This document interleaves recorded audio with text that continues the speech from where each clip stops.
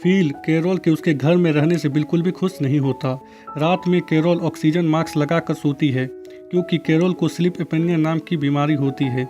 उसके खर्राटे और मशीन के आवाज़ से रात में फील सो नहीं पाता। अगले दिन फील की नज़र उसके चुराए गए पेंटिंग में जाती है तो वह देखता है कि कैरोल ने उसके चुराए गए पेंटिंग में एक छोटे से पपी को बना दिया है। और जब वह कैरोल से इस बारे में पूछता है तो कैरोल उसे बोलती है कि उस पेंटिंग में उसे किसी चीज़ की कमी लग रही थी, इसीलिए उसने उसमें एक छोटे से पपी को बना दिया। और अब यह पेंटिंग कैरोल और क्लाउड माउंट की पेंटिंग बन गई है। फील उसे आगे से किसी भी पेंटिंग को दोबारा रीपेंट करने से मना करता है। तभी उसकी नज़र एक और पेंटिंग में जाती है जिसमें कैरोल ने एक छोटे से बतख को बना दिया था। यह देखकर फील को गुस्सा आ जाता है और वह वहाँ से जाने लगता है। तो वह देखता है कि उसकी अडल्ट मैगजीन जहाँ पर उसने रखी थी वहाँ पर नहीं है। कैरोल उसे बताती है कि उसने उन मैगजीन को उसके गैरेज में रख दिया है। फिर उसे आगे से उसकी किसी भी चीज़ को इधर उधर करने से मना करता है क्योंकि यह उसका घर है। पर कैरोल उसे कहती है कि हम पति पत्नी हैं और अब कोई भी चीज़ मेरा नहीं हमारा होगा। फिर उसे हमारे अडल्ट मैगजीन को दोबारा इधर उधर करने से मना करता है और वहाँ से जाने लगता है। कैरोल उसे घर का कुछ सामान लाने को कहती है और एक चिट्ठा देती है। फिल घर का सामान लाना नहीं चाहता था। वह कैरोल के खिलाफ कंप्लेन बोर्ड में कंप्लेन लिखने जाता है तो वह देखता है कि वह बोर्ड उसके नाम के कंप्लेन से भरा हुआ है। तभी उसकी नज़र मेलिसा और टॉड पर जाती है। टॉड बड़े ही प्यार से मेलिसा के बाल काट रहा था जिसे देखकर फील को बिल्कुल भी अच्छा नहीं लगता और वह मेलिसा और टॉड के आउटडोर में बाल काटने का कंप्लेन लिख देता है और वहाँ से चला जाता है। अगले सीन में हम फील को देखते हैं जो कि कैरोल के बताए गए एक एक सामान को इकट्ठा करता है और आग लगा देता है और गॉड से शिकायत करता है कि भगवान ने उसके साथ ऐसा क्यों किया।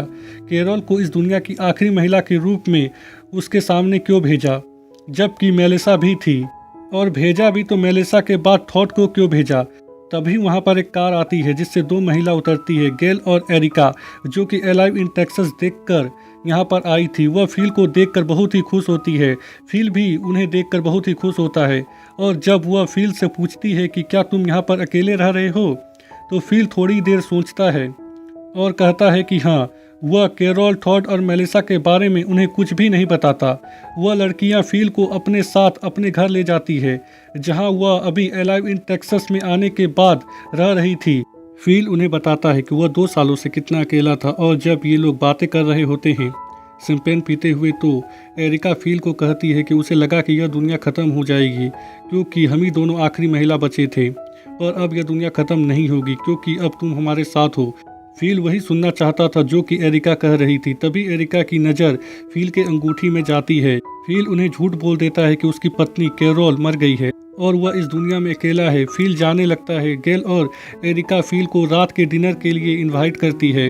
फील वहां से सीधा अपने घर जाता है कैरोल का सामान लेकर क्योंकि अब वह बहुत ही ज़्यादा खुश था क्योंकि अब वह दोबारा the last man on earth बन गया था।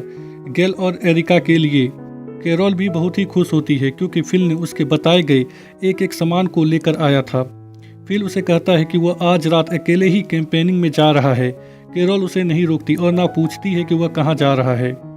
फिल अपने बॉयफ्रेंड्स के पास जाता है और उन्हें गेल और एरिका के बारे में बताता है और कहता है कि वह उनके लिए एक अच्छा पति बनने जा रहा है और वह अब दोहरी जिंदगी जिएगा। दरअसल फील का प्लानिंग होता है कि वह गेल, एरिका और कैरोल तीनों के साथ रहेगा पर इन्हें एक दूसरे के बारे में कुछ नहीं बताएगा। वह जेंटलमैन की तरह तैयार होता है और गेल और एरिका के पास जाता है जहां ये लोग बहुत ही मजे करते हैं, खाना खाते हैं, शराब पीते हैं। फील उन्हें कैरोल की मौत की झूठी कहानी भी सुनाता है और उन्हें बताता है कि वह आखिरी समय तक कैरोल यानी कि अपनी पत्नी के साथ था। दरअसल फील उनकी सहानुभूति लेना चाहता था और होता भी कुछ ऐसा ही है। गेल और एरिका फील के मूड को ठीक करने के लिए ये लोग लॉन्ग ड्राइव में जाने का सोचते हैं। फील तुरंत ही मान जाता है। उधर हम कैरोल, टॉड, मेलिसा को देखते हैं जो कि डिनर टेबल में बातें कर रहे होते हैं और जब मेलिसा को पता चलता है कि फील कैंपेनिंग में गया है वह भी अकेले ही कुछ समय बिताने के लिए, तो उसे फील पर भरोसा नहीं होता। टॉड बोलता है कि फील एक अच्छा इंसान है, वह कभी कभी बेतुकी बातें कर देता है पर आज हम उसी की वजह से यहाँ पर हैं, हमें फील के लिए कुछ करना चाहिए। कैरोल तैयार हो जाती है क्योंकि फील कुछ दिनों से उसकी बातें सुन रहा था। मेलिसा को फील पर भरोसा नहीं होता पर वह उनकी मदद करने के लिए तैयार थी। इन लोगों का प्लानिंग होता है कि ये लोग पूरे घर को गुब्बारे से भर देंगे, इसीलिए ये लोग फ़ील को सरप्राइज़ देने के लिए शॉपिंग करने के लिए जाते हैं। दूसरी तरफ हम फ़ील, गेल और एरिका को देखते हैं जो कि कार में होते हैं और मज़े करने की तैयारी कर रहे होते हैं। तभी गेल, एरिका और कैरोल की कार आमने सामने आ जाती है। ये लोग एक दूसरे को देखकर बहुत ही खुश होते हैं।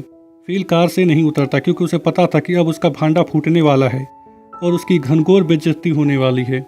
गेल, एरिका, कैरोल, टॉड और मेलिसा को फ़ील से मिलवाने के लिए ले जाती है, जहाँ कैरोल फ़ील को देखकर चौंक जाती है और उसका नाम लेती है। गेल बोलती है कि क्या तुम इसे जानते हो? कैरोल उसे कहती है कि हाँ, ये मेरा हस्बैंड है। और यह एपिसोड यहीं पर ख़त्म हो जाता है।